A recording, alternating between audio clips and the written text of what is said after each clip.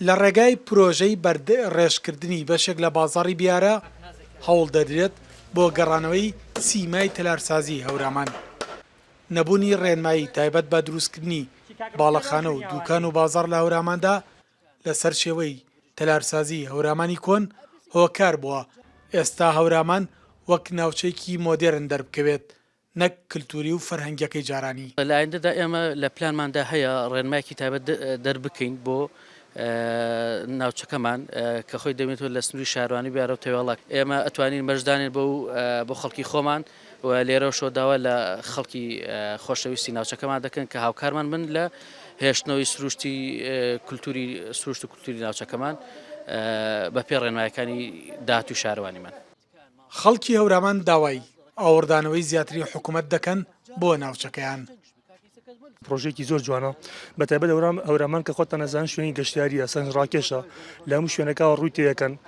ئەم شوێنێکی استراتیژیە بۆ گەشتیار هەم سروشت هەڵکەوتەی خۆی کە شوێنێکی زۆر جوان و تابلەی سەرنجڕاکێشە بەڵام بە ئەسفەوە ئەم پرۆژەیە کە ئەکرێ بەشێکی زۆر ئەکرێ دەستخۆشییان لێکێن ئیشێکی زۆر جوانە یعنی ئەتوانم بڵێم سیمای شارەکە جوانترەکە لادەکە جوانترەکە بەڵام ئەگەر بکرێ هەمووی بکریانی بەڕاستی دەستخۆشییان لێکن شتێکی زۆر جوانە. بەڕاستی هەورامان ئەگەر بێت و ئیتیمامی پێ بدرێت یعنی قەناعەتم وایە تەزەخومێکی گەشتیاری سیاحی لە منطقەی ئێمە دروستە بێت کە بخۆیەوە تا ئەستی وای بخۆی نەبینی بێ چونکە ئێمە هەتا دیوارە بەردەکانمان هەتا ماڵە گڵینەکانمان ئەمانە هەمویان نیشانە و دیاردەیەکی بەهێزی ئەوەن کە ئێمە لە کولتورە لە تەلارسازیە لە بیناسازیە دەورێکی باڵامان هەبووە منطقەیەکی زۆر جوانمان هەبووە بەس کاتی خۆی عەرزم کردی بەشێکی ڕەسەن و بەشێکی قەدیمانە دروستکراوە بەڵام ئێستا حکوومەت هەساوە بەم پلانە و هەساوە بەم بەرنامەیە زۆر دڵخۆشی کردوون زۆرمان پێ خۆشە. ئەم پرۆژەیە بە بڕی زیاتر لە 6 میلیۆن دینار جێبەجێ دەکرێت. قۆناغی ئایندەش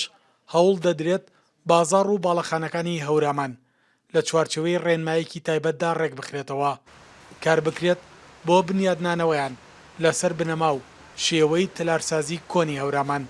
تاوەک زۆرترین سەرنجی گەشتیار بەلای خۆیدا ڕابکێشێت. سەلاح جەمیل، کورسات نیوز، ناحەی بیارە.